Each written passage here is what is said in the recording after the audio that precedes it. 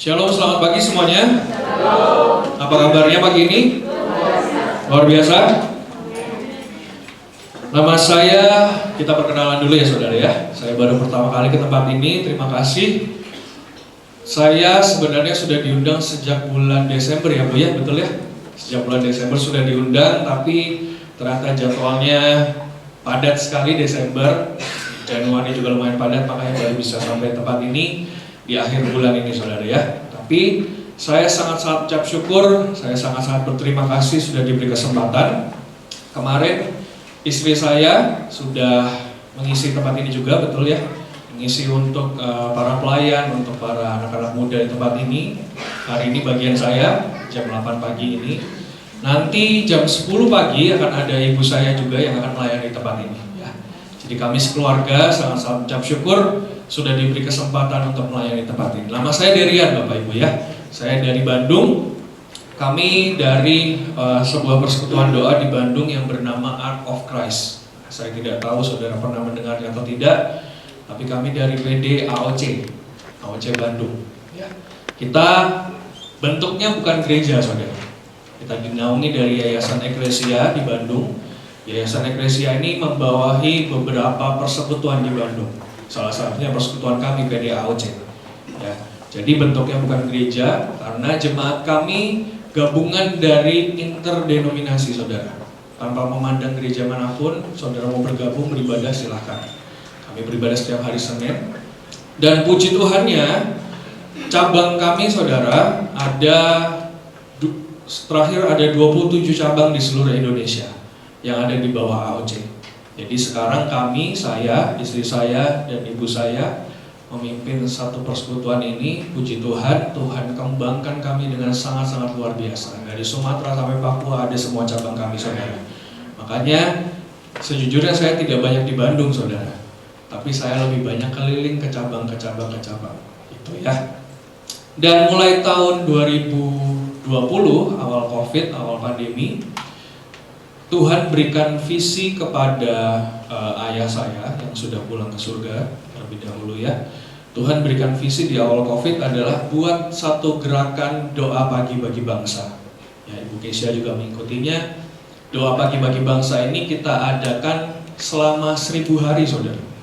Dari tahun 2020 awal mungkin Maret atau April itu ayah saya memulai. Beliau pulang ke surga terlebih dahulu ya, bulan Juni atau bulan Juli saya lupa. Tapi setelah itu kami semua yang meneruskan selama 1000 hari ke depan. Ini sudah memasuki hari ke-900 sekian saudara. Nanti 1000 hari ada di tanggal 27 Maret kalau tidak salah. Jadi hampir 1000 hari kami lakukan ini saudara. Gerakan doa pagi bagi bangsa. Saudara bisa mengikutinya juga di YouTube. Ada di YouTube AOC Media setiap pagi jam 5 pagi, tidak ada bolong, tidak ada libur saudara. Bahkan hari Natal, hari Tahun Baru, hari libur apapun kami tetap berdoa. Kenapa? Karena Tuhan minta untuk kita berdiri bagi bangsa. Selama 1000 hari saudara sudah kami lakukan. Dan setiap pagi tertingginya saudara mencapai 2600 yang sering. Pagi hari jam 5 pagi 2600 orang bergabung. Itu kalau misalkan satu yang bergabung dihitung 2 orang, berarti sudah hampir 5000 sekian saudara. Sekarang mungkin ya COVID-nya sudah menurun ya saudara ya. Mungkin orang sudah tidak berdoa lagi mungkin ya. Jadi menurun juga saudara. Dari 2500 akhirnya menurun juga, sekarang mungkin sekitar 1500, 1600, 1700. Tapi itu tetap stabil dan itu adalah menurut saya barisan pendoa yang sangat-sangat luar biasa. 1500 orang setiap pagi minimal saudara ya. 1500 itu kalau satu yang masuk ke YouTube dihitung satu saudara. Berarti kalau misalnya dihitung 2 saja sudah 3000 orang. Minimal 3000 orang setiap pagi berdoa bagi bangsa ini. Itu sudah sangat-sangat luar biasa saudara. Dan apakah 1000 hari nanti selesai saya tidak tahu saudara. Tapi ini adalah gerakan Tuhan. Ini adalah kegerakan Tuhan yang Tuhan berikan melalui kami. Ya. Tuhan berikan visinya, Tuhan berikan warisan yang melalui ayah saya. Dan itu kami kembangkan semua sampai hari ini. Di ke-37 provinsi di bangsa kita saudara, ada pendoa-pendoa yang terus berdoa. Itu sangat-sangat ajaib dan luar biasa. Kita tahu bangsa kita akan diubahkan. Amin. Amin. Oke, kita masuk ke tema kita pagi hari ini. yaitu adalah rajin membaca Alkitab. Saya awali dulu dengan seperti ini, saudara. Beberapa minggu lalu, awal tahun, saudara ya, saya ini setiap kali memasuki tahun yang baru selalu saya tanya dengan Tuhan. Tuhan, apa yang ingin kau sampaikan, apa yang ingin kau kehendaki untuk kami lakukan sepanjang tahun di depan. Ada tahun-tahun di mana Tuhan meminta untuk menabur sangat banyak. Untuk apa? Tuhan berikan tuaian yang besar. Ada tahun-tahun di mana saya diminta Tuhan untuk melihat lebih jauh lagi ke depan. Karena apa? Apa yang kau lihat, itu yang kau dapatkan. Tapi tahun ini berbeda, saudara. Di tanggal 31 kita adakan doa. Saya tanya sama Tuhan, Tuhan, apa yang kau kehendaki sepanjang tahun di depan? Tidak dijawab, saudara. Tapi beberapa minggu setelah itu saya bermimpi, dan mimpinya menurut saya sangat-sangat real. Saya lihat ada satu batang pohon, saudara, yang sangat-sangat besar. Dan di situ ada ranting-ranting yang melekat pada batangnya. Tetapi saudara, ketika angin datang, ketika goncangan datang, setiap ranting yang tidak melekat, saat itu juga dia akan terjatuh dan akhirnya mati di bawah, saudara. Ketika saya tanya sama Tuhan, saya terbangun, saya tanya sama Tuhan, Tuhan, apa yang ingin kau kehendaki sepanjang tahun ini? Kita tahu, saudara, banyak orang berkata 2023 adalah tahun yang sulit, betul? Masa kesusahan, masa kesukaran, masa yang tidak pernah bisa diprediksi dan lain sebagainya. Tuhan berkata seperti ini, saudara, kuncinya hanya satu. Mari melekat dengan Tuhan. Saya melihat ini, saudara, temanya be fruitful. Mari berbuah. Kalau kita tidak melekat, kita tidak bisa berbuah, betul? Yohanes 15 kita buka dulu, saudara. Yohanes 15 ayat 5 sampai 7.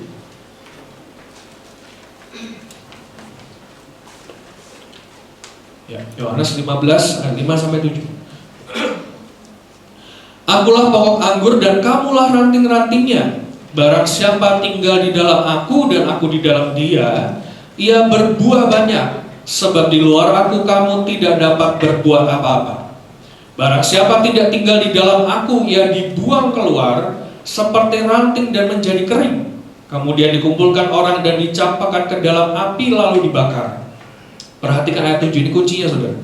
Jikalau kamu tinggal di dalam aku dan firmanku tinggal di dalam kamu, mintalah apa saja yang kamu kehendaki dan kamu akan menerimanya. Kuncinya satu, saudara. Sepanjang tahun ini mari kita tinggal di dalam Tuhan dan Tuhan di dalam setiap kita. Di sini dikatakan firman-Nya tinggal di dalam kita. Saya mulai masuk, saudara, ke tema hari ini ya, saudara ya. Rajin membaca Alkitab. Mari terus melekat dengan Tuhan. Sehingga apa, saudara? Apapun yang terjadi, kondisi dunia mau seperti apa, kalau kita melekat kepada Tuhan, tidak ada yang bisa membuat kita tergoncangkan, saudara. Mari melekat kepada Tuhan. Salah satunya apa? Baca firman. Firman itu membuat kita tertanam lebih dalam lagi di dalam Tuhan. Tuhan berkata tadi, ketika kita tinggal di dalam Tuhan dan firman-Nya tinggal di dalam kita, minta apa saja Tuhan akan berikan kepada kita. Kuncinya satu, saudara, melekat kepada Tuhan. Salah satunya adalah baca firman Tuhan.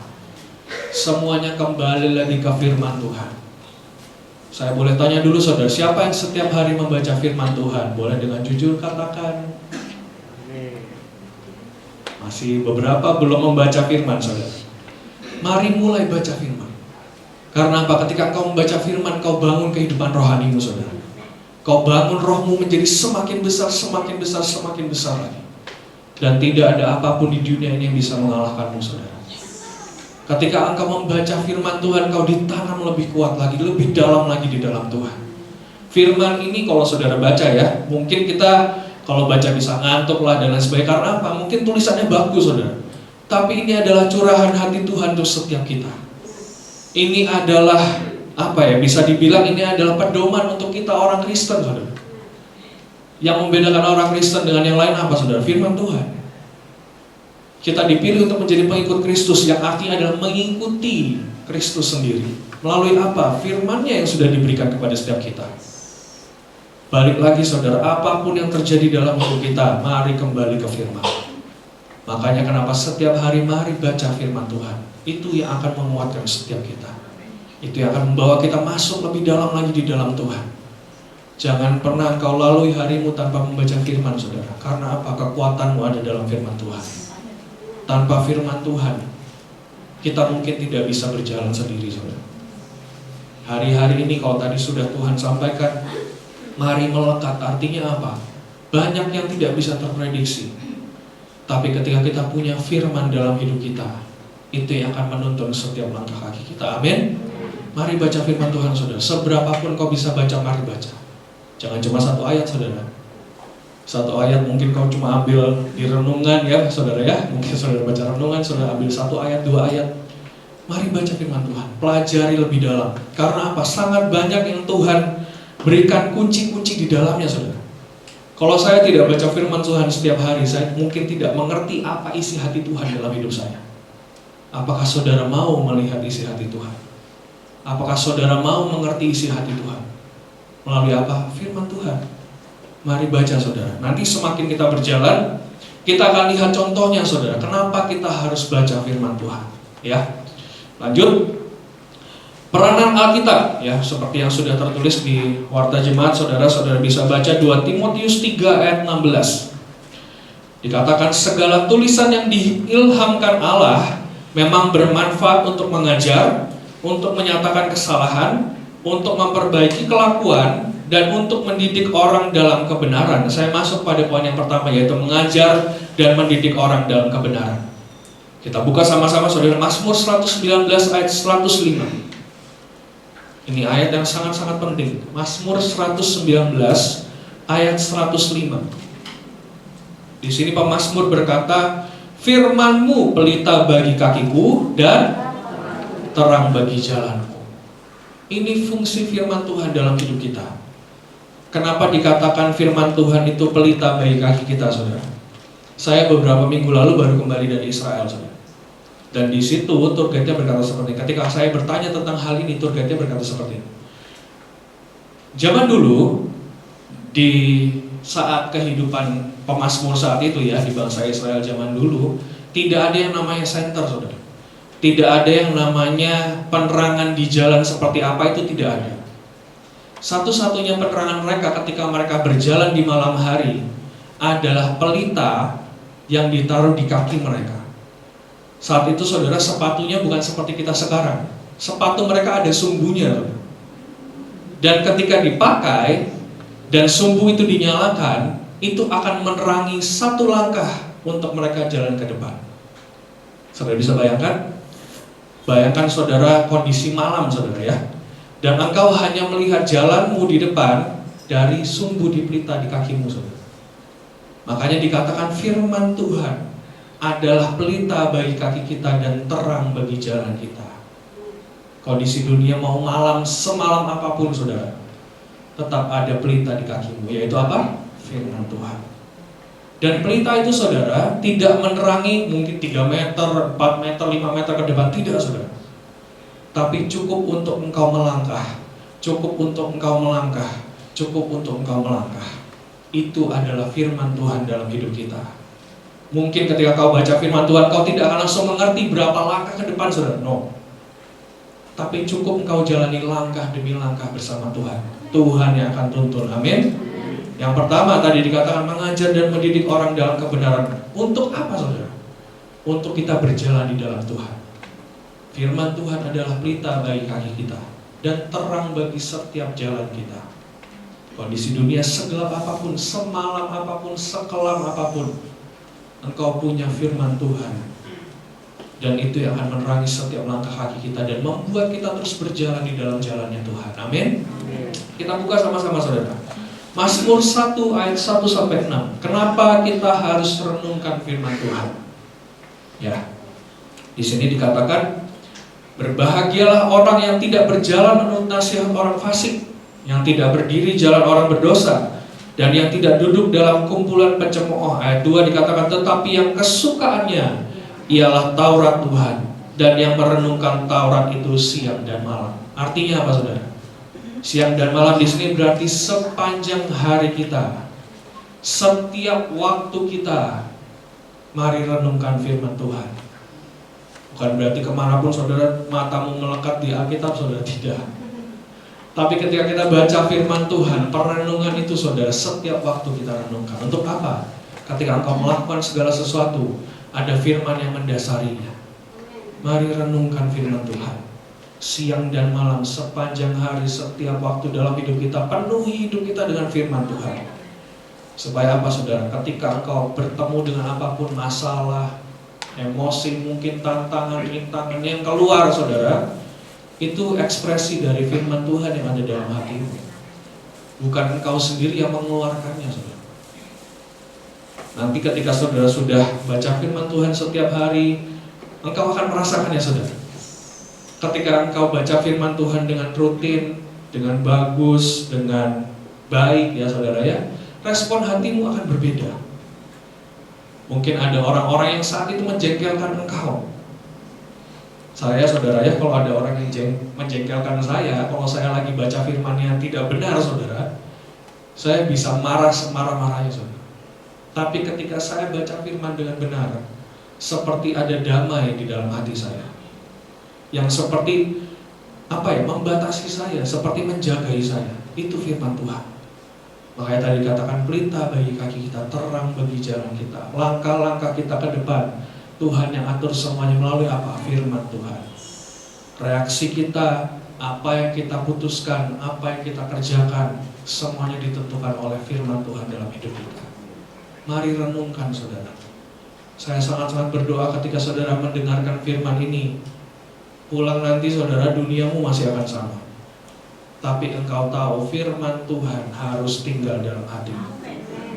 Mari baca firman Tuhan. Dan jangan hanya dibaca saudara, renungkan firman Tuhan. Untuk apa? Masuk ke dalam hatimu. Amin. Selanjutnya saudara, ayat 3. Ya seperti pohon yang ditanam di tepi aliran air, yang menghasilkan buahnya pada musimnya dan yang tidak layu daunnya. Apa saja yang diperbuatnya berhasil. Sekali lagi saudara, tadi sudah dikatakan firman di dalam kita. Apa yang kita minta Tuhan berikan. Saat ini dikatakan yang merenungkan Taurat Tuhan siang dan malam, dikatakan apa saja yang diperbuatnya berhasil. Karena kita ini seperti pohon saudara. Dan sini dikatakan seperti pohon yang ditanam di tepi aliran air. Artinya apa? Sumber dalam hidupmu tidak akan pernah kekurangan. Kalau engkau baca firman Tuhan. Karena apa? Kau mendapatkan sumbernya, yaitu siapa? Yesus sendiri. Mari jadi orang-orang yang seperti pohon ditanam di tepi aliran air. Akarmu akan langsung mencapai sumbernya saudara. Kau tidak akan pernah kekurangan. Kau tidak akan kerdil. Karena apa? Segala yang terbaik Tuhan limpahkan dalam hidupmu. Amin. Dikatakan juga yang menghasilkan buahnya pada musimnya. Artinya apa? Ketika musimnya kita untuk berbuah, kita tidak akan gagal panen saudara. Kita tahu semua ada waktunya, semua ada masanya. Bahkan dalam hidup kita, kalau engkau belum berhasil saat ini, suatu hari nanti Tuhan pasti buat engkau berhasil. Tapi ketika engkau renungkan firman Tuhan, masanya datang, kesempatannya datang, waktunya datang, engkau pasti akan berbuah saudara. Tidak ada yang namanya gagal panen dalam hidup kita. Ketika apa? Kita ditanam di tepi aliran air. Amin. Selanjutnya dikatakan yang tidak layu daunnya. Di sini juga dikatakan saudara ayat 4, bukan demikian orang fasik, mereka seperti sekam yang ditiupkan angin. Artinya apa? Kalau engkau tidak punya fondasi yang benar dalam Tuhan, engkau akan seperti sekam yang ditiupkan angin. Cuma ditiup angin saja engkau bisa langsung tersingkirkan saudara. Tapi ketika engkau tertanam dalam firman Tuhan, tidak ada yang dapat menggoyahkan engkau. Tidak ada yang dapat menyapu hidupmu saudara. Angin bisa datang, badai pasti datang. Tapi ketika engkau tertanam, engkau akan tetap berdiri dengan kuat. Amin. Dan kita akan terus berbuah di dalam Tuhan. Yang pertama saudara ya, mengajar dan mendidik orang dalam kebenaran. Supaya apa? Kita hidup di dalam kebenaran firman Tuhan. Supaya apa kita hidup dalam kebenaran firman Tuhan? Yang tadi dikatakan saudara, kita memiliki sumbernya. Kita tidak akan pernah kekurangan. Kita tidak akan pernah gagal panen. Kita tidak akan pernah tergoyangkan, tergoncangkan saudara. Tapi apapun yang kita kerjakan, Tuhan akan buat semuanya berhasil. Amin. Ini firman yang sangat ajaib saudara. Yang kedua, Ya, cepat saja saudara ya. Yang kedua dikatakan adalah menyatakan kesalahan. Ya, Ibrani 4 ayat 12 berkata, firman Allah hidup dan kuat dan lebih tajam daripada pedang bermata dua manapun. Ia menusuk amat dalam sampai memisahkan jiwa dan roh, sendi-sendi dan sumsum. Ia sanggup membedakan pertimbangan dan pikiran hati kita. Artinya apa saudara? Firman Tuhan, segala yang kita lakukan baik atau buruk saudara, dasarkan semuanya dalam firman Tuhan. Karena kebenaran sejati itu ada dalam firman Tuhan. Sangat banyak saudara dalam perjalanan hidup saya, ketika saya membaca firman Tuhan, ada sesuatu pemikiran, satu prinsip dalam hidup saya yang Tuhan ubahkan saudara. Karena apa? Kebenaran mutlak itu ada dalam firman Tuhan, bukan dari manusia manapun. Ketika kita mendasari semuanya dalam kebenaran firman Tuhan yang tadi sudah disebutkan, semuanya akan terjadi. Tapi seringkali yang mengganggu, yang menghalangi setiap langkah kita adalah apa? Pikiran kita, prinsip-prinsip kita. Itu yang menghalangi firman Tuhan, menghalangi kebenaran terjadi dalam hidup kita. Dan ketika engkau terus membaca firman Tuhan, Tuhan yang akan kikis semuanya satu persatu. Saya kasih contoh saudara. Dulu saya lahir bukan di keluarga yang berkecukupan saudara. Saya karena mama saya pernah sakit tumor otak, ya, bukan mama saya nanti khotbah saudara, itu mama mertua saya nanti khotbah. Mama asli saya, saudara, mama lahir saya ya, dari saya dilahirkan ya. Mama saya pernah sakit tumor otak saudara. Mungkin hidup kami pernah lumayan berkelimpahan, tapi karena sakit tumor otak semuanya itu mulai menurun, ya saudara ya. Saya bahkan pernah saudara di Tangerang, saya itu pernah sampai numpang tinggal di saudara saya. Kenapa? Karena kita tidak bisa bayar rumah sendiri. Numpang tinggal dikasih hanya satu gudang, satu lemari untuk saya hidup berempat saudara. Saya, mama saya, papa saya, dan adik saya berempat. Selama 2 tahun mama saya tidak bisa bangun dari tempat tidur. Karena apa? Tumor otak dia membuat vertigo saudara. Ketika dia bangun dari tempat tidur, dia hanya bisa cuma jalan mungkin ke kamar mandi, balik lagi. Kenapa? Dunia serasa berputar.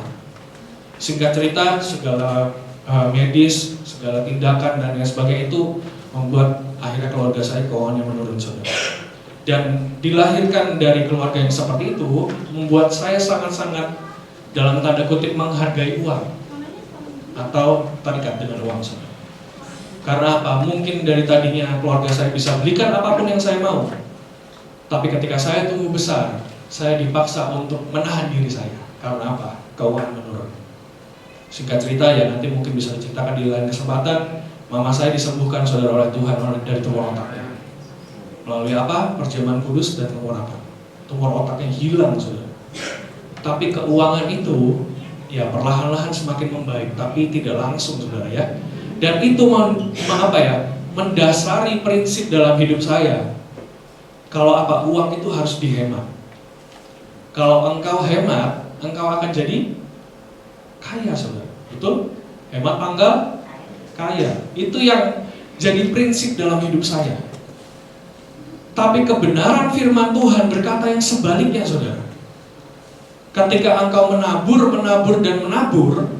engkau akan apa? Menuai dengan berlipat kali ganda. Itu kebenaran firman Tuhan, dan itu bertentangan sangat jauh dengan prinsip saya saudara. Semakin hari semakin saya baca firman Tuhan, saya disadarkan saudara. Benih mau sebagus apapun, tapi kalau engkau simpan, lama-kelamaan akan busuk di gudangmu saudara. Tapi kalau engkau taburkan di lahan yang subur, di tempat yang tepat, itu akan berlipat kali ganda. Saya semakin baca firman Tuhan saudara, saya menyadari Tuhan tidak pernah meminta dari apa yang tidak kita punya. Ingat itu saudara. Ketika dia mau memberi makan 5.000 orang, dia minta dari siapa? Anak kecil hanya punya 5 roti dan 2 ikan. Dia tidak minta 5.000 roti, 5.000 ikan saudara. Tapi dia meminta dari apa yang anak kecil saat itu punya. Artinya apa? Jangan engkau menabur atas dasar dari apa yang tidak engkau punya. Dan mulailah menabur dari apa yang engkau punya saat ini. Karena apa? Itu akan membentuk gaya hidup engkau terus menabur saudara. Gaya hidupmu akan menjadi penabur. Gaya hidupmu akan terus berubah, saudara. Tuhan bisa latih hidup kita untuk kita punya gaya hidup untuk menabur. Supaya apa? Pada waktunya, pada masanya, tadi dikatakan masa musim menuai, engkau akan nikmati tuaian yang daripada Tuhan. Amin. Amin, saudara. Saat itu saya berkata seperti ini, saudara. Kalau saya nabur, kalau saya persembahan, kalau saya berikan sesuatu dalam hidup saya akan kekurangan. Tapi kebenaran firman Tuhan tidak seperti itu, saudara. Semakin engkau menabur di lahan yang tepat, engkau tidak akan kekurangan. Tapi apa? Dilipat kali gandakan. Itu yang secara tidak langsung tiba-tiba mengubah kehidupan saya, saudara. Naburnya dari apa? Dulu saya punya game ya, saudara ya. Dulu kayak Game Boy gitu ya. Saya sejak kecil, saudara, papa mama saya mungkin kekurangan, tapi dia mengajari saya bagaimana hidup untuk menabur, saudara. Dia bilang seperti ini, tanya sama Tuhan. Saat ini sedang dibuka kesempatan untuk saat itu, saudara ya, gereja saya sedang dibangun. Sedang dibuka kesempatan untuk menabur. Tanya sama Tuhan, apa yang kamu mau tabur? Ketika saya tanya sama Tuhan, itu Game Boy saya, saudara ya, alat game saya itu masih sangat baru, saudara. Tuhan berkata, berikan. Akhirnya, saudara, saya masih mungkin SD. Saya ambil mainan saya masukkan di kotak persembahan, saudara. Gak tahu siapa yang ngejual ya, saudara ya. Tapi pokoknya saya masukkan untuk apa? Itu melatih gaya hidup menabur dalam hidup saya. Hari ini kalau Tuhan minta engkau untuk menabur, jangan tahan-tahan. Mulai dari apa yang kau punya. Mulai dari apa yang kau punya, bukan dari apa yang tidak kau punya, saudara. Dari apa yang kau punya, kau tabur, kau akan menuai berlipat kali ganda. Amin. Itu satu prinsip yang berubah dalam hidup saya. Nah, sekarang pertanyaannya, apa prinsip-prinsip dalam hidup saudara? Samakan cerminkan dengan firman Tuhan, saudara. Apakah itu prinsip yang betul atau itu prinsip yang salah? Kalau prinsip yang salah itu tidak akan membawa kita masuk ke dalam kemuliaan, saudara.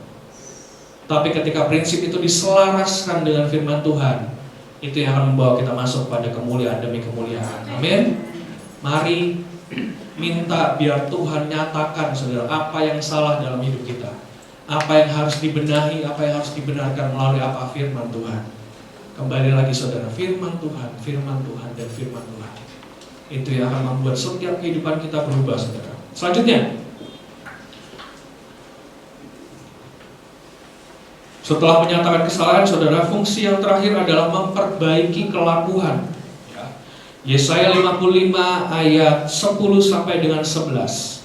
Sebab seperti hujan dan salju turun dari langit dan tidak kembali ke situ, melainkan mengairi bumi, membuatnya subur dan menumbuhkan tumbuh-tumbuhan, memberikan benih kepada penabur dan roti kepada orang yang mau makan. Demikianlah firmanku yang keluar dari mulutku.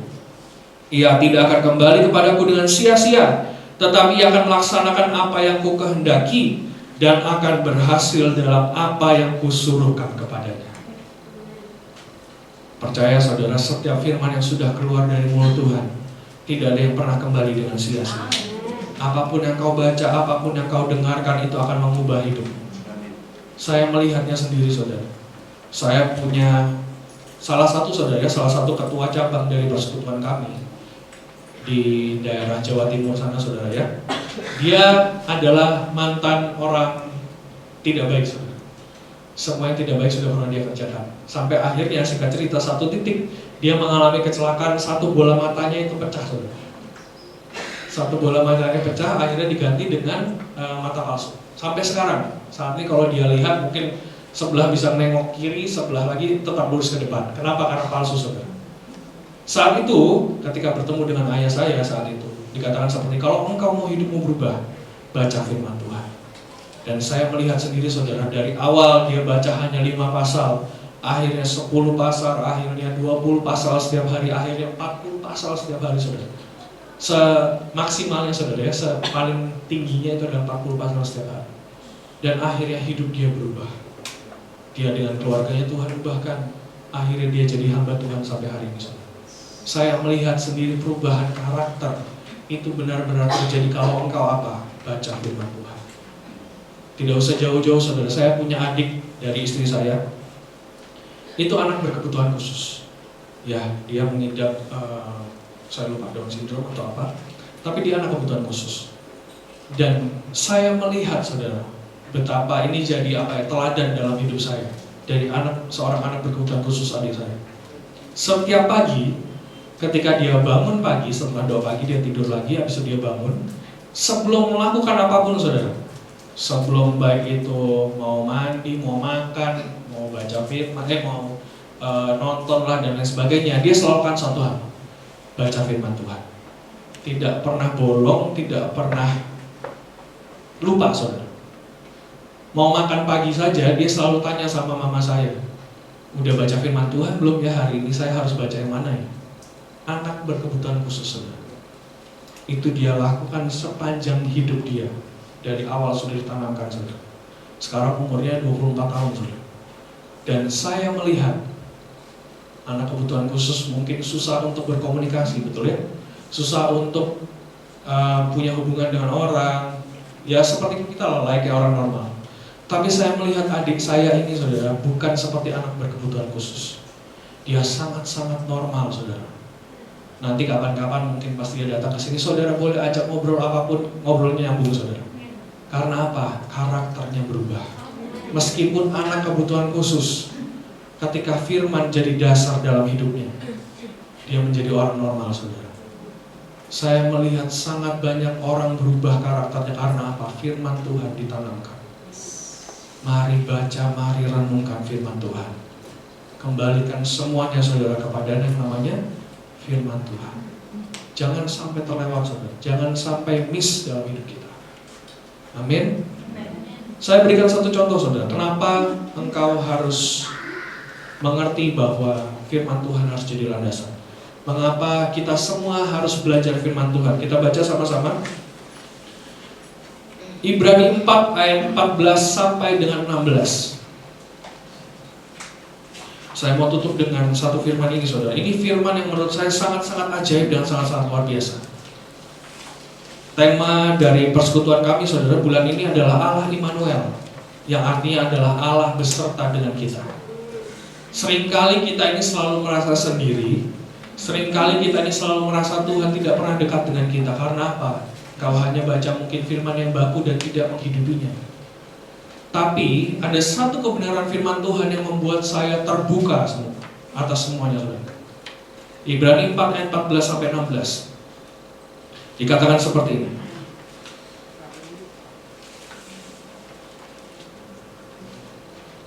Ayat 14 berkata, karena kita sekarang mempunyai imam besar agung yang telah melintasi semua langit, yaitu Yesus anak Allah. Baiklah kita teguh berpegang pada pengakuan iman kita.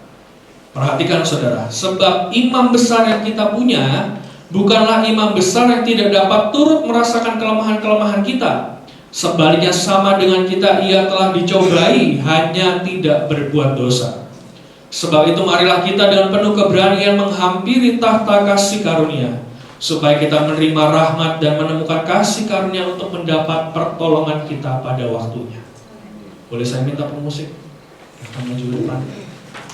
Saya akan tutup dengan kebenaran firman Tuhan ini, saudara. Seringkali kita ini selalu merasa sendiri di dunia. Apalagi, saudara, ketika masalah datang, ketika tantangan datang, ketika rintangan datang, kita selalu merasa bahwa seolah-olah Tuhan jauh. Saya boleh contohkan seperti ini, saudara. Mungkin ketika istri saya punya masalah, dia datang ke rumah, marah-marah dan lain sebagainya, bercerita kepada saya akan berkata seperti ini, sudah, tenang aja, Tuhan pasti akan tolong kau. Responnya apa, saudara, ketika dikatakan seperti itu? Ya, kamu bisa ngomong kayak gitu karena kau tidak mengalaminya. Betul? Seringkali istri kita, mungkin suami kita, sering berkata seperti itu. Ya, kamu gak tahu rasanya jadi apa seperti apa. Tapi di firman ini dikatakan, Tuhan sudah melalui apa yang saat ini kita lalui. Artinya apa, saudara? Masalahmu Tuhan sudah pernah lalui semuanya. Dan Dia sudah menang terhadap itu. Makanya kenapa kita harus kembali kepada firman Tuhan? Karena apa? Itu curahan hati Tuhan terhadap kita. Makanya kenapa kita harus kembali kepada pribadinya, saudara? Karena apa? Dia sudah menang di atas segalanya. Kalau ada di antaramu yang saat ini datang, mungkin engkau kekurangan, mungkin engkau mengalami tidak tahu besok makan apa dan lain sebagainya. Tuhanmu pernah mengalaminya, saudara. Kapan? Dia dilahirkan di mana? Kandang, saudara. Dia bahkan tidak lahir di keluarga yang berkelimpahan, saudara. Kenapa? Karena dia mau tunjukkan dia menang terhadap segala kekurangan. Kalau engkau, saudara, ada di antaramu yang mungkin tidak diperhitungkan, mungkin ada sekelilingmu yang selalu mengecilkan engkau, saudara, mengucilkan engkau, selalu merasa bahwa engkau tidak bisa apa-apa. Tuhanmu sudah menang terhadap itu. Dia 100% manusia, dia 100% Tuhan, betul? Dan di Alkitab dikatakan dia memulai pelayanannya umur berapa? 12 tahun. Sebelum itu, sebelum dia mulai semuanya, dia hanyalah anak biasa, saudara. Anak biasa yang lahir dari ketidakbiasaan. Bayangkan, saudara, ya, saat itu mungkin ada anak kecil tiba-tiba ngaku saya Tuhan. Padahal dia tidak bisa lakukan apapun saat itu. Makanya kenapa kota tempat dia bertumbuh besar menolak dia, saudara. Karena apa? Dia melihat itu adalah anak kecil yang ingusan, saudara. Tuhanmu sudah menang terhadap itu. Kalau engkau dikucilkan, kalau engkau tidak dianggap oleh masyarakatmu, oleh sekitarmu, saudara, Tuhan sudah menang terhadap itu. Kalau engkau, saudara, mungkin saat ini sedang dituduh yang tidak-tidak, engkau sedang difitnah oleh siapapun, saudara, Tuhanmu juga sudah menang terhadap itu. Kapan? Saya kemarin baru pulang dari Israel, saudara. Saya melihat sendiri bagaimana penjara tempat Tuhan Yesus menghabiskan waktu 1 malam sebelumnya disalib. Itu dia dijatuhkan, saudara, dari lubang dari atas. Setelah dia dicambuk dan lain sebagainya, dia dijatuhkan, saudara. Karena apa? Tuduhan yang sebenarnya tidak membuktikan bahwa dia bersalah. Kalau engkau dituduh, kalau engkau sedang difitnah, kalau engkau sedang dikatakan yang tidak-tidak, saudara, Tuhanmu sudah menang terhadap itu. Dan selanjutnya, saudara, kalau engkau merasakan sepertinya orang terdekat sedang meninggalkan, pernikahanmu mungkin tidak berhasil, hubungan keluargamu sedang berantakan, mungkin partner bisnismu saat ini sedang melakukan kecurangan terhadap engkau, saudara, Tuhanmu sudah menang terhadap itu. Dia habiskan waktu 3 tahun bersama murid-muridnya. Bahkan dia makan dan minum semeja dengan seorang yang bernama Yudas. Seperti seolah-olah selalu ada pisau di belakang punggung dia, saudara, yang siap menusuk dari belakang. Dan Tuhan sudah menang terhadap itu. Kenapa saat itu dia sanggup naik ke atas kayu salib, saudara? Karena dia mau tebus setiap hidup kita. Dia naik bukan karena kesalahan dia, tapi dia naik karena dia berikan hidupnya untuk menebus hidupmu dan hidup. Bahkan, saudara, ketika dia sudah mati, karena apa? Karena dosa setiap kita, bukan karena apa yang dia lakukan. Akhirnya di hari ketiga, dia bangkit untuk apa? Membuktikan bahwa tidak ada yang mustahil untuk Tuhan kita. Dia sanggup buktikan, saudara, segala masalah apapun, segala rintangan apapun, bahkan maut pun tidak berkuasa atas Tuhan kita. Saat ini apapun masalah dalam hidupmu, saudara, ini kebenaran firman Tuhan. Makanya kenapa kita harus baca dan renungkan firman Tuhan, supaya kau mengerti apa isi hati Tuhan. Ini kebenaran firman Tuhan, saudara. Apapun yang sedang kau jalani saat ini, apapun yang sedang kau alami saat ini, Tuhanmu sudah menang terhadap segalanya. Artinya apa? Ketika engkau punya Tuhan, ketika engkau berjalan dalam firman-Nya, Dia yang akan teguhkan setiap langkah kakimu. Dia yang sanggup, Dia yang mampu membawa engkau dari kemenangan kepada kemenangan. Karena apa? Dia sudah jalani semuanya. Ibrani 4 ayat 14-16. Catat ini, saudara. Jadikan ini dasar dalam hidupmu. Karena apa? Ketika masalah datang, katakan kepada masalahmu, Tuhanku sudah menang terhadap itu. Dia sudah pernah jalani semuanya. Dan itu Tuhan kita, yaitu Yesus. Hari ini saya berharap dan saya berdoa kau benar-benar mengerti firman itu. Pulang dari tempat ini, saudara, duniamu masih akan sama, masalahmu masih akan sama, semua yang kau hadapi masih sama, saudara. Tapi saya yakin dan saya percaya Tuhan sudah ubahkan yang di dalam. Dan itu cukup karena apa? Tuhan berikan pribadinya sendiri dalam hidup kita. Kau keluar dari tempat ini, kau masuk di dunia yang sama, tapi engkau adalah pribadi yang diubahkan. Karena apa? Kebenaran firman Tuhan ada dalam hidupmu. Amin. Mari tundukkan kepalamu sejenak. Kita sama-sama berdoa.